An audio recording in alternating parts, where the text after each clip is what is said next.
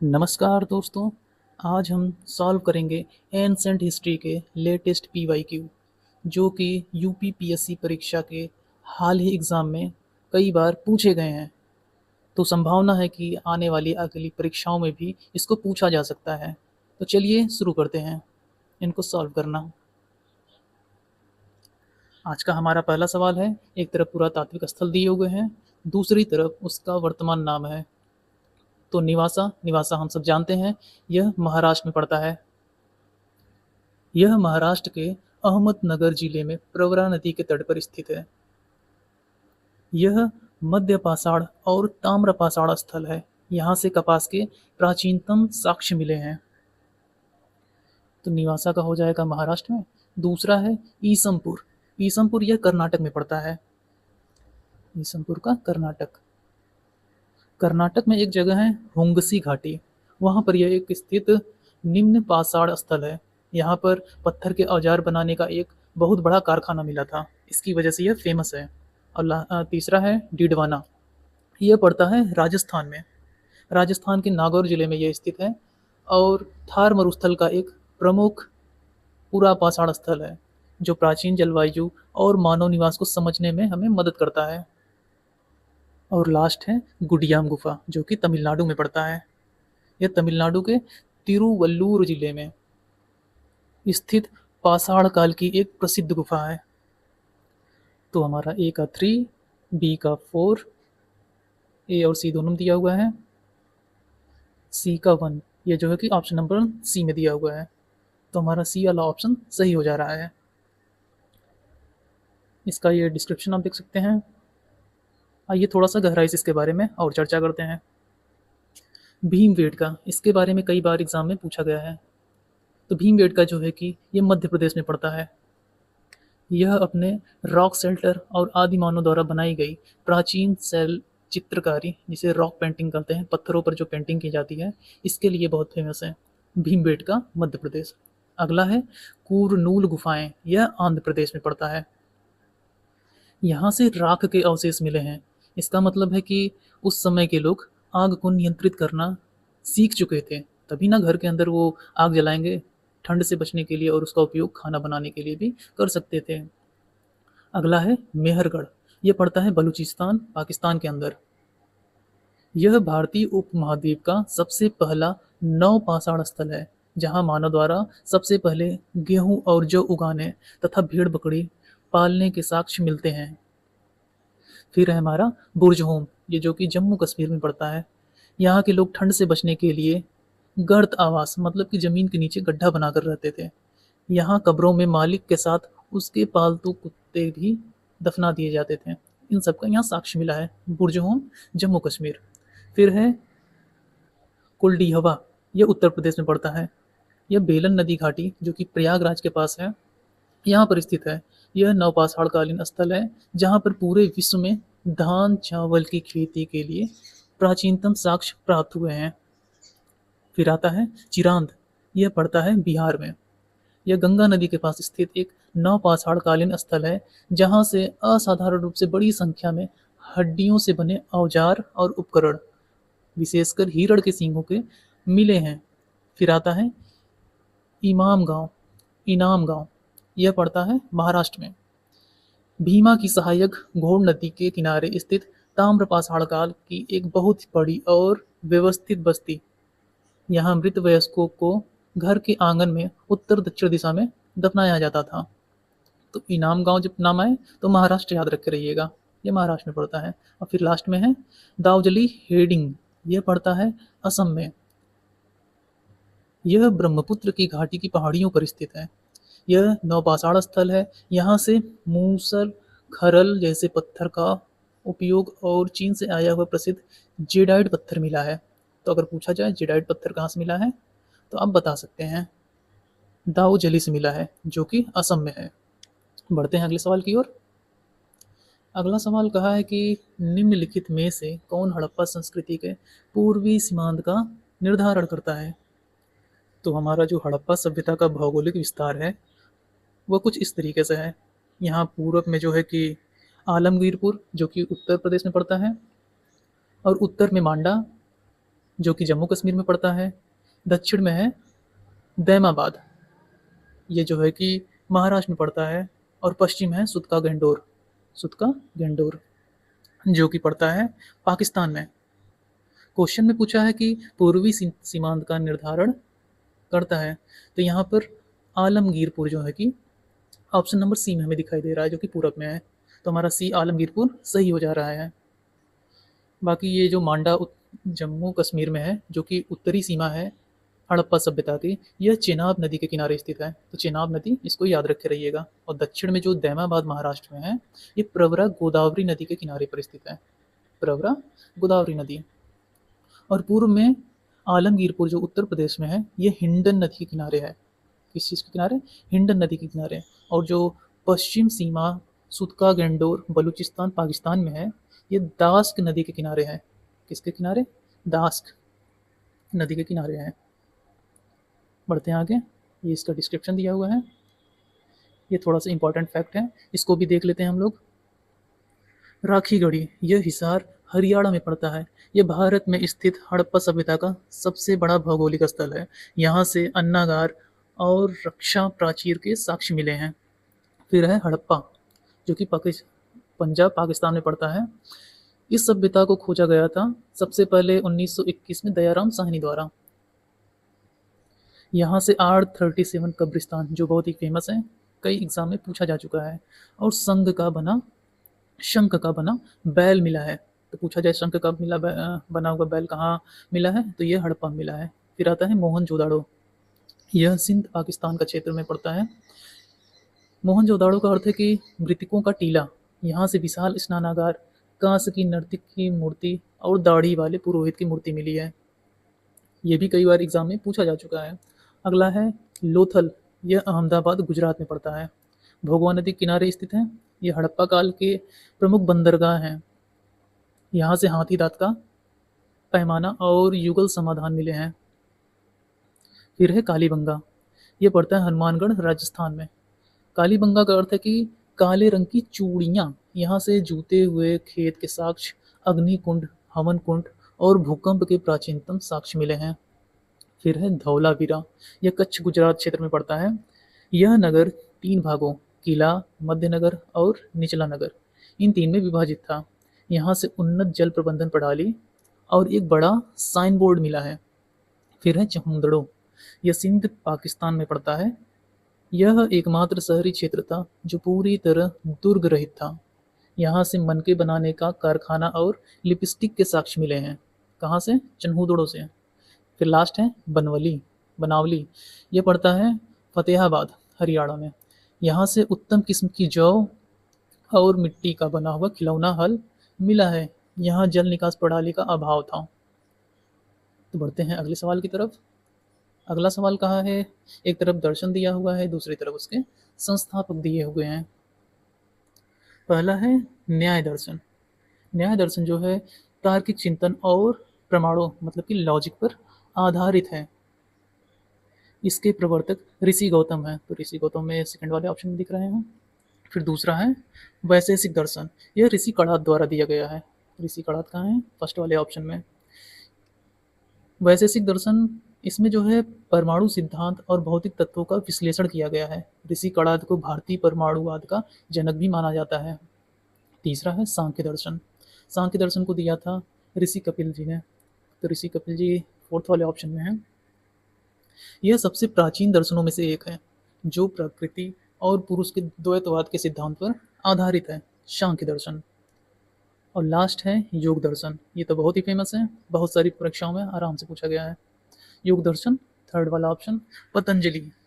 पतंजलि यह मन और शरीर के नियंत्रण, ध्यान और मोक्ष प्राप्ति के व्यवहारिक मार्ग मतलब कि अष्टांग योग को बताता है पतंजलि।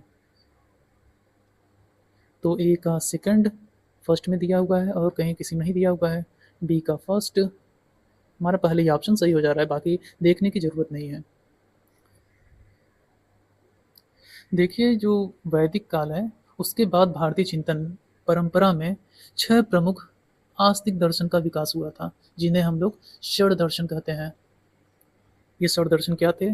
पहला था न्याय दर्शन, फिर वैशेषिक दर्शन, सांख्य दर्शन, योग दर्शन, जो कि यहाँ 4 ऑप्शन में दिए हुए हैं। अब इसके अलावा दो और दर्शन थे, पूर्व मीमांसा दर्शन और उत्तर मीमांसा दर्शन। पूर्व मीमांसा दर्शन इसे ऋषि जैमिनी ने दिया था, और जो उत्तर मीमांसा दर्शन है उसे ऋषि बादरायण ने दिया था। जो पूर्व मीमांसा है यह वेदों के कर्मकांड भाग, मतलब कि यज्ञ, अनुष्ठान और मंत्र की व्याख्या और उसके महत्व को स्थापित करता है। और जो उत्तर मीमांसा दर्शन है यह ऋषि बादरायण द्वारा दिया गया था। यह वेदों के ज्ञान मार्ग, मतलब उपनिषदों पर आधारित है। इसका मूल ग्रंथ ब्रह्मा सूत्र है। क्या है? ब्रह्मा सूत्र। इसको याद रखे रहिएगा। बाद में आदि शंकराचार्य ने इसी के तहत अद्वैत वेदांत का प्रतिपादन किया था। इसके बारे में इतना फैक्ट ध्यान रखिएगा। इसका बेसिक था ये। ये इसका डिस्क्रिप्शन है, देख लीजिएगा। इसका जो इम्पोर्टेंट फैक्ट है, न्याय दर्शन, वैशेषिक दर्शन, सांख्य दर्शन, योग दर्शन, फिर पूर्व मीमांसा दर्शन, उत्तर मीमांसा दर्शन। इसकी बात अभी हमने कर चुकी है। बढ़ते हैं अगले सवाल की ओर। इसमें कहा है कि वैदिक कालीन प्रशासन में भाग दू कौन अधिकारी था? तो आपको बता दें कि ये जो भाग है, भाग का अर्थ होता था टैक्स। भाग मतलब टैक्स, और जो दू है, दू का अर्थ होता था कलेक्ट करने वाला, या फिर दोहन करने वाला या एकत्र करने वाला। इसलिए भागदू वह अधिकारी था जो प्रजा से कर या राजस्व वसूल करके राजकोष में जमा करता था। तो ऐसा कौन से ऑप्शन में दिख रहा है? पहला जंगलों का प्रधान अधिकारी, दूसरा राजस्व को जमा करने वाला अधिकारी। तो अभी हमने बताया ये राजस्व को जमा करने का काम करता था, जिसे भागदू कहते थे। तो हमारा दूसरा वाला ऑप्शन सही हो जा रहा है। बाकी के ऑप्शन को देख लेते हैं। जो जंगल का प्रधान अधिकारी होता था उसे कहते थे गोवी कर्तन। क्या कहते थे? गोवी कर्तन, जंगल के प्रधान अधिकारी को। और समाचार पहुंचाने वाले दूत को हम लोग कहते थे, मतलब उत्तर वैदिक काल में जो समाचार पहुंचाने वाला दूत था उसे पालगल कहते थे। क्या कहते थे? पालगल। और जुवा विभाग का जो प्रधान अधिकारी होता था, या फिर पासा कह लें, पासा या जुवा विभाग का अधिकारी, उसे अक्षवाप कहते थे। अक्षवाप। उत्तर वैदिक काल में राजा की सहायता के लिए प्रशासनिक अधिकारियों का एक समूह होता था जिन्हें रत्नीन कहा जाता था। शतपथ ब्राह्मण में 12 प्रकार के रत्नियों का उल्लेख मिलता है। रत्नियों का अर्थ होता है कि रत्न धारण करने वाले, मतलब जो शासन के रत्न होते हैं, उच्च अधिकारी लोग, जो राजा को उसकी सत्ता चलाने में सहायता करते हैं। तो वो 12 रत्न क्या हैं? आइए देखते हैं। पहला है पुरोहित। यह राजा का मुख्य सलाहकार और धार्मिक मामलों का प्रधान होता था। दूसरा है सेनानी। यह सेना का सर्वोच्च प्रधान या सेनापति होता था। तीसरा है सूत। यह राजा का सारथी और दरबारी कवि या फिर इतिहासकार होता था। फिर है युवराज, मतलब कि राजा का पुत्र और भविष्य में जो इसका राज्य का उत्तराधिकारी होगा, भावी उत्तराधिकारी। महिषी। यह राजा की पटनारी या फिर मुख्य रानी होती थी, जिनका प्रशासनिक व धार्मिक महत्व होता था। छठा है भागदूह, जो क्वेश्चन में था राजस्व एकत्र करने वाला, मतलब कि टैक्स कलेक्टर। फिर सातवां है संग्रहित। यह राजकोष का प्रभारी या राजकोष कोषाध्यक्ष होता था। ध्यान रहे, ये भागदू अलग है, संग्रहित अलग है। भागदू जो है कि टैक्स को कलेक्ट करता था, उसके बाद ये जमा करता था राजकोष में। और संग्रहित जो है कि राजकोष का अधिकारी होता था, मतलब कि अगर यहाँ से जब पैसा निकालना होगा तब संग्रहित का मेन रोल होगा, और जब यहाँ पे पैसा डालना होगा, कलेक्ट करना होगा, तो यहाँ पर भागदू का मेन रोल होगा। अगला है अक्षवाप। अक्षवाप क्या है? पासा या फिर जुआ विभाग का प्रधान होता था। यह आय व्यय का लेखा भी रखने वाला होता था। फिर है छत्ता। यह प्रतिहारी राजप्रसाद महल का रक्षक या फिर गेट कीपर होता था। छत्ता मतलब गेट कीपर। 10वां है गोवी कर्तन। यह वन विभाग का प्रधान होता था। राजा का शिकार में साथ देने वाला अधिकारी होता था। फिर 11वां है पालागल। राज का मित्र, विदूषक या फिर संदेशवाहक होता था, जिसे मैसेंजर भी बोलते हैं। लास्ट है ग्रामणी। गांव का मुखिया या फिर ग्राम स्तर का प्रशासनिक सैनिक अधिकारी होता था। तो ये थे 12 मुख्य रत्न। यह सब उत्तर वैदिक काल के समय की बात है। अगला सवाल है, महात्मा बुद्ध ने कपिलवस्तु से राजगृह लौटते समय अनुपीय नामक स्थान पर किसको बौद्ध धर्म में दीक्षित नहीं किया था? ध्यान रखें, किसे नहीं किया था। ध्यान रहे, ये जो अनुपीय स्थान है ये बहुत ही खास है। ज्ञान प्राप्ति के बाद जब महात्मा बुद्ध पहली बार अपने राजगृह कपिलवस्तु गए तो वहां से लौटते समय मल्ल गणराज के अनुपीय नामक आम्रकुंज में ठहरे थे। आम्रकुंज मतलब होता है मैंगो ग्रोव, मतलब कि आम का जो बगीचा होता था वहां पर ठहरे थे। यहाँ पर कपिलवस्तु के कई शाक के राजकुमार और उनके सहयोगियों ने बौद्ध संघ की दीक्षा ली थी। इनमें उपाली, भद्रिक, देवदत्त, अनिरुद्ध और आनंद प्रमुख थे। इन सभी को अनुपी में ही दीक्षित किया गया था। तो ये उपाली, भद्रिक, देवदत्त ये सब तो नहीं थे। अब बचे ये अमरपाली। अमरपाली यह वैशाली की प्रमुख प्रसिद्ध नगर वधू थी। इसने महात्मा बुद्ध को वैशाली में अपने आम्रकुंज में आमंत्रित किया था और वहीं पर बौद्ध धर्म की दीक्षा ली थी, न कि अनुपी स्थान पर लिया था। तो अमरपाली ने जो है कि ये वैशाली में अपना दीक्षा लिया था। बाद में उसने अपना आम्रकुंज बौद्ध संघ को दान कर दिया था, अम्रपाली ने। ये इसका डिस्क्रिप्शन है। इसमें जो ये उपाली थे वो एक नायक थे, भाद्रिक जो थे ये शाक के राजा थे, और जो देवदत्त थे ये बुद्ध का चचेरा भाई था। उसके अलावा अनिरुद्ध और आनंद प्रमुख थे इसमें। बढ़ते हैं अगले सवाल की ओर। यहाँ पर कुछ इंपॉर्टेंट फैक्ट दिए हुए हैं, इसको थोड़ा हम लोग देख लेते हैं। एक तरफ व्यक्ति घटना दीक्षा का स्थान दिया हुआ है, दूसरी तरफ एनसीईआरटी संबंधित इंपॉर्टेंट फैक्ट दिए हुए हैं। तो अमरपाली अभी जिसकी हमने बात की, यह वैशाली की प्रमुख प्रसिद्ध नगर वधू जिसने महात्मा बुद्ध के उपदेश से प्रभावित होकर वैशाली में बौद्ध धर्म अपनाया और अपना विख्यात आम्रकुंज संघ को दान दे दिया था। अभी हमने इनकी बात कर ली। उपाली जो थे अनुपीय आम्रकुंज में इनको दीक्षा मिली थी। कपिलवस्तु के सांख्य राजकुमार का नाई जिसने अनुपी में दीक्षा ली, यह बौद्ध संघ का अत्यंत महत्वपूर्ण भिक्षु बना और प्रथम बौद्ध संगति में विनय पिटक का संकलन इसी ने किया। फिर है अगला देवदत्त, इन्हें भी अनुपयाम कुंड में दीक्षा मिली थी। महात्मा बुद्ध का चचेरा भाई जिसने अनुपी में दीक्षा ली थी। ये सारी बातें हो गई। भाद्रिक भी इनका भी हो गया। आगे हैं आनंद। इन्होंने महात्मा बुद्ध का सबसे प्रिय और निकटतम शिष्य माना जाता है। इसी के अनुरोध पर बुद्ध ने वैशाली में महिलाओं को बौद्ध संघ में प्रवेश की अनुमति दी थी। प्रथम संगति में इसने सुत पिटक का संकलन किया था। आगे गौतमी प्रजापति, यह महात्मा बुद्ध की मौसी और विमाता, जो बौद्ध संघ में शामिल होने वाली सर्वप्रथम महिला भिक्षुणी बनी थी। आगे है तपस्यु और भल्लिक, जिन्हें बोधगया में शिक्षा मिली थी। ज्ञान प्राप्ति के तुरंत बाद बोधगया में बुद्ध के संपर्क में आने वाले दो बंजारे व्यापारी जो बौद्ध धर्म के सर्वप्रथम शूद्र अनुयायी या फिर उपासक बने, कौंडिन्य और 4 अन्य ब्राह्मण, इन्हें भी सारनाथ में दीक्षा मिली थी। बुद्ध ने ज्ञान प्राप्ति के बाद अपना प्रथम उपदेश सारनाथ के ऋषि पत्तन में इन्हीं 5 ब्राह्मणों को देकर दीक्षित किया था। फिर है बिंबिसार, जिनको राजगृह में दिया था।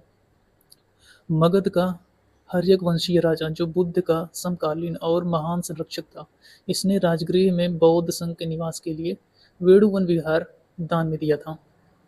वेणुवन विहार किसने दान दिया था? तो बिंबिसार ने। ध्यान रखे रहिएगा। अगला है प्रसेनजित, जो कि श्रावस्ती में पड़ता है। कौशल मतलब श्रावस्ती में इन्हें दीक्षा मिली थी। कौशल महाजनपद का राजा जो बुद्ध का समकालीन था। बुद्ध ने अपने जीवन के सर्वाधिक उपदेश और वर्षावस कौशल की राजधानी श्रावस्ती में ही बिताए थे। अगला है अनाथ पिंडक, जिन्हें श्रावस्ती में दीक्षा मिली थी। श्रावस्ती का एक अत्यंत समृद्ध व्यापारी सुदत्त, जिसने राजकुमार जेत से सोने के सिक्कों में जमीन खरीदकर बौद्ध संघ को सुप्रसिद्ध जेतवर विहार दान कर दिया था। फिर लास्ट में है महाप्रजापति गौतमी की पुत्री सुंदरी। इन्होंने बौद्ध ग्रंथ के अनुसार शाक्य परिवार की वह महिला थी जिसने अपनी माता के पदचिन्हों पर चलते हुए संघ में प्रवेश किया और अरहत पद प्राप्त किया। तो ये था कुछ इंपॉर्टेंट फैक्ट। अगले क्वेश्चन अगला क्वेश्चन कह रहा है कि किस अभिलेख में अशोक धर्माशोक के नाम से वर्णित हैं। तो कन्नौज के गढ़वाल राजा गोविंद चंद की रानी कुमार देवी के सारनाथ अभिलेख, इसमें जो है अशोक को धर्माशोक कहा गया है। इस अभिलेख में जेतवन विहार के बौद्ध भिक्षुओं को दिए गए दान का वर्णन मिलता है। तो कुमार देवी का सारनाथ अभिलेख ऑप्शन नंबर ए में दिखाई दे रहा है, तो हमारा ए ऑप्शन सही हो जा रहा है।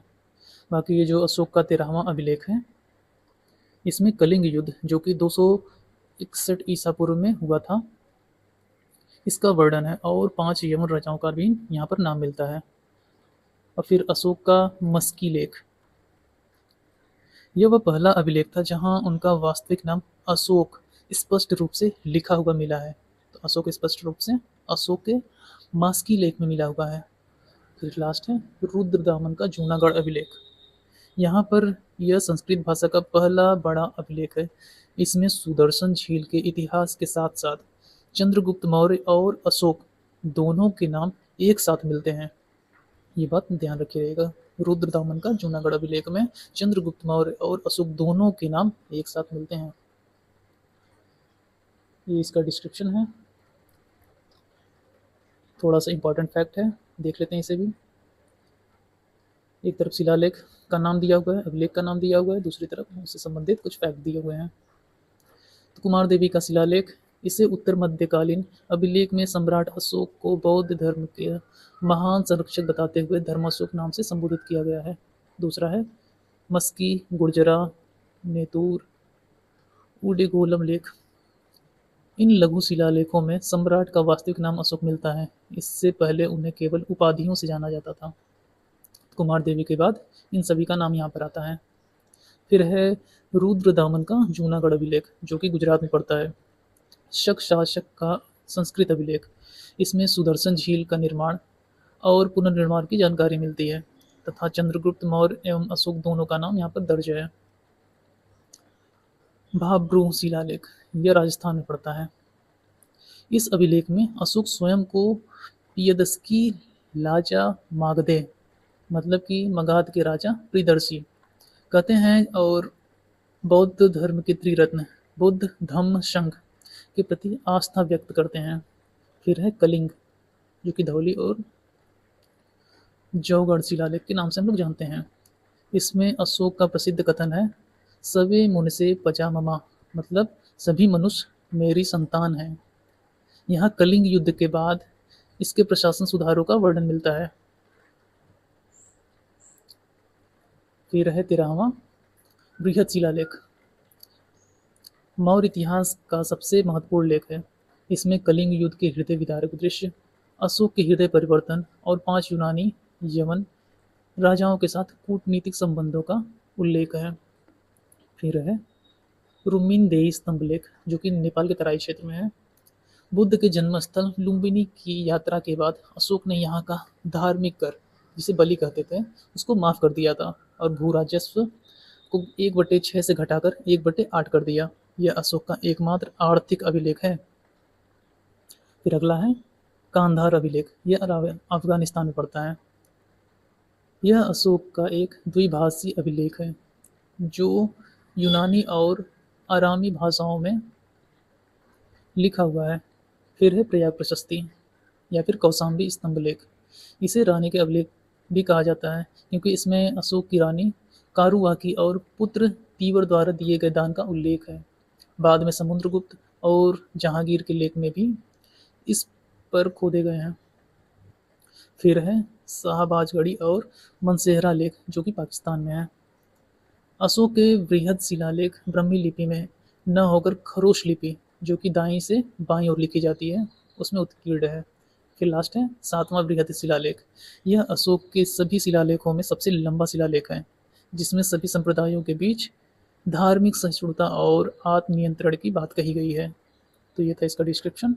बढ़ते हैं अगले सवाल की ओर। इसमें कहा है कि अशोक के स्तंभ संदर्भ में निम्नलिखित कथनों पर विचार करें। पहला कहा है कि अशोक ने धम्म की जो परिभाषा दी है वह राहुलोवाद सूत्र से ली गई है। दूसरा है अपने राज्याभिषेक के 14वें वर्ष में अशोक ने धम्म महामात्र नामक एक नवीन प्रकार के कर्मचारी की नियुक्ति की। यहाँ पर दोनों ही स्टेटमेंट सही दिए हुए हैं। हालांकि कुछ किताबों में जो 14वें वर्ष की बात की गई है, यहाँ पर 13 वर्ष लिखा गया है, लेकिन आयोग ने जो है कि 14 वर्ष को ही सही माना है। कई सारी किताबों में 14 वर्ष हैं, कुछ में 13 वर्ष भी है। तो 14 वर्ष को आयोग ने सही माना है, ध्यान रखे रहिएगा। तो चलिए थोड़ा सा इसका फैक्ट देख लेते हैं। एक तरफ ऐतिहासिक वर्ष दिया हुआ है, महत्वपूर्ण घटनाएं, अवधारणाएं, और दूसरी तरफ कुछ महत्वपूर्ण फैक्ट दिए हुए हैं जो कि एनसीईआरटी से रिलेटेड हैं। पहला है राहुलोत्सुत। ये बौद्ध ग्रंथ का वह हिस्सा जहाँ से अशोक के धम्म की परिभाषा ली गई है। इससे गृहस्थों के लिए अनुशासन भी कहा जाता है। दूसरा है राज्याभिषेक का 8वां वर्ष, मतलब कि 261 ईसा पूर्व। सम्राट अशोक ने अपने शासन के इस वर्ष में कलिंग पर आक्रमण किया था, जिसका भयानक नरसंहार देखकर उनका हृदय परिवर्तित हुआ था। फिर यह है 10वां वर्ष। इसमें अशोक ने अपनी प्रसिद्ध धम्म यात्राओं की शुरुआत की और सर्वप्रथम बोध गया की यात्रा की थी। फिर है राज्याभिषेक का 12वां वर्ष। आजीविक संप्रदाय के भिक्षुओं के निवास के लिए गया, मतलब बिहार की बराबर पहाड़ियों में गुफाओं जैसे सुदामा और कर्णचौपार का निर्माण करवाया था। फिर है राज्याभिषेक का 13वां वर्ष। समाज में नैतिक मूल्यों को बढ़ावा देने और धम्म के प्रसार के लिए धम्म महामात्र नामक नए अधिकारियों की नियुक्ति की थी 13वें वर्ष में। फिर है 20वां वर्ष। अशोक ने बुद्ध के जन्मस्थल लुम्बिनी की यात्रा की और वहाँ के लोगों को धार्मिक कर, जिसे बलि बोलते हैं, पूरी तरफ माफ कर दिया था। धम्म का स्वरूप। अशोक का धम्म कोई नया धर्म या फिर संप्रदाय नहीं था, बल्कि यह सभी धर्मों के लोगों के लिए एक नैतिक आचार संहिता था, मतलब मोरल कोड ऑफ कंडक्ट। धम्म महामात्र के कार्य। इनका मुख्य कार्य विभिन्न धार्मिक संप्रदायों के बीच सामंजस्य बिठाना, जेल में बंद कैदियों के परिवार की मदद करना और धम्म का प्रचार करना था। फिर है राजुक। राजुक क्या था? अशोक के समय बहुत ही महत्वपूर्ण अधिकारी था, जिन्हें चौथे स्तंभ लेख के अनुसार ग्रामीण क्षेत्रों में न्यायिक और राजस्व दोनों शक्तियां प्राप्त थी। तो राजस्व और न्यायिक शक्तियां किसे प्राप्त थी? राजुक को। इंपॉर्टेंट है बहुत। प्रतिवेदक। गुप्तचर या विशेष संवाददाता, जिन्हें अशोक ने आदेश दे रखा था कि प्रजा की समस्याओं की सूचना राजा को हर समय और हर स्थान पर, चाहे राजा शयन कक्ष में ही क्यों न हो, दे सकते हैं। फिर है युद्ध।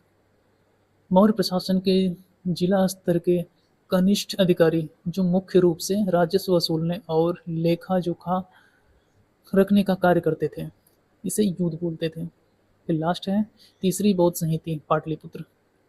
अशोक के शासनकाल में मुगलिपुत्र तिस्य की अध्यक्षता में आयोजित हुई। इसमें बौद्ध संघ के नियमों का कड़ा किया गया और अधिधम्म पिटक का संकलन हुआ था। तो ये थे कुछ फैक्ट। बढ़ते हैं अगले सवाल की ओर। अगला है प्राचीन काल के भारत पर आक्रमणों के संबंध में निम्नलिखित में से कौन सा एक सही कालानुक्रम में है? तो जो मौर्य काल है उसके पतन के बाद भारत की उत्तर पश्चिम सीमांत पर राजनीतिक शून्यता आ गई थी, जिसका लाभ उठाकर कई विदेशी ताकतों ने क्रमबद्ध आक्रमण किए। इनका सही ऐतिहासिक क्रम याद रखने के लिए ISPK, इन अक्षर को आप याद रखेंगे तो अपने आप ही आ जाएगा। आई का मतलब है इंडो ग्रीक्स, यस मतलब सहक से, पी से पल्लव, के से कुषाण, मतलब कि यूनानी, शक, पल्लव और कुषाण। इंडो ग्रीक मतलब यूनानी होता है, ध्यान रखे रहिएगा।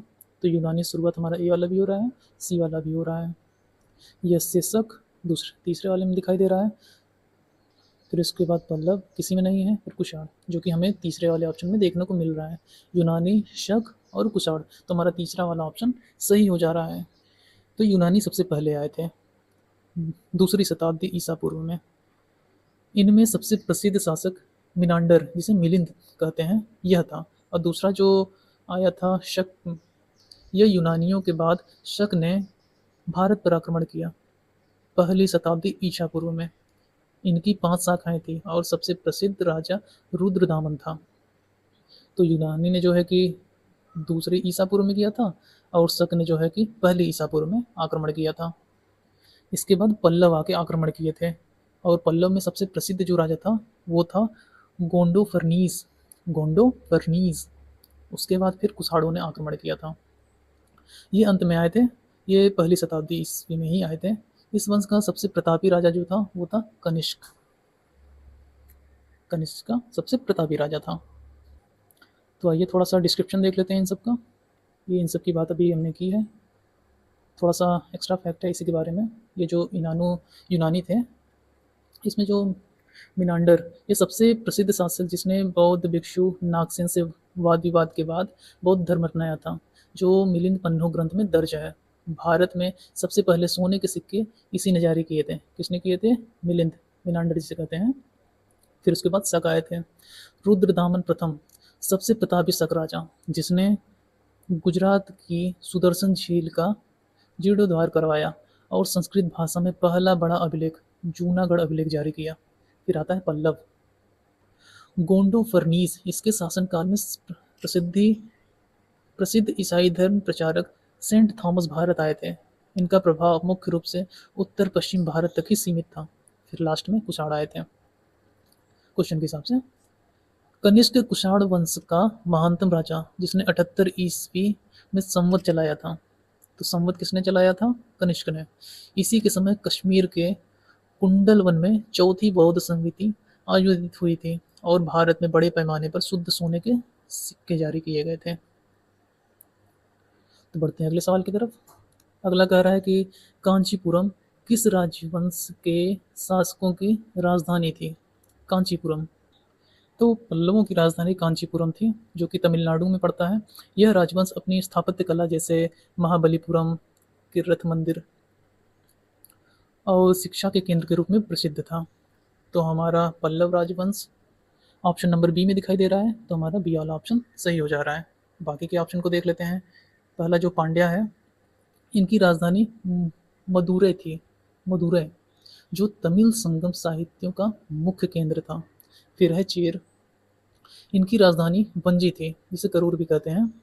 यह मुख्य रूप से आधुनिक केरल क्षेत्र में स्थित है। और फिर है लास्ट में चोल। चोल जो है प्राचीन चोलों की राजधानी उरैयूर थी। क्या थी?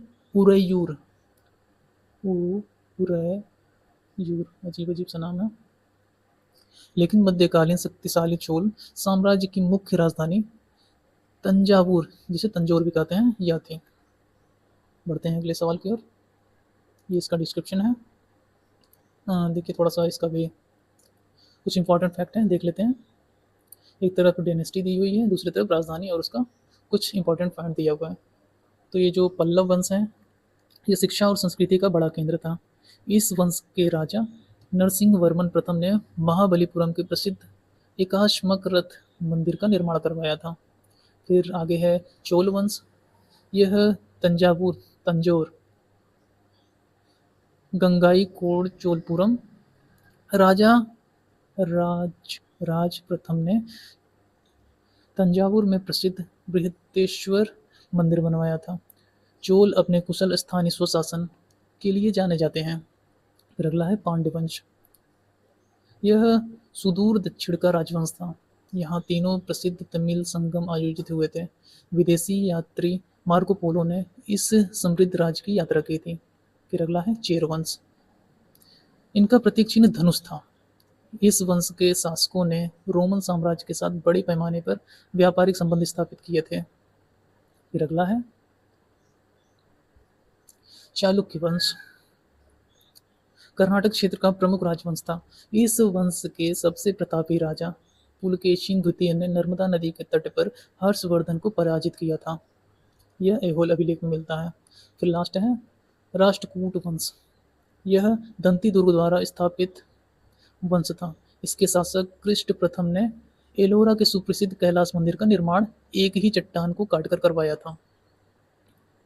तो ये था कुछ इंपॉर्टेंट फैक्ट। बढ़ते हैं अगले सवाल की ओर।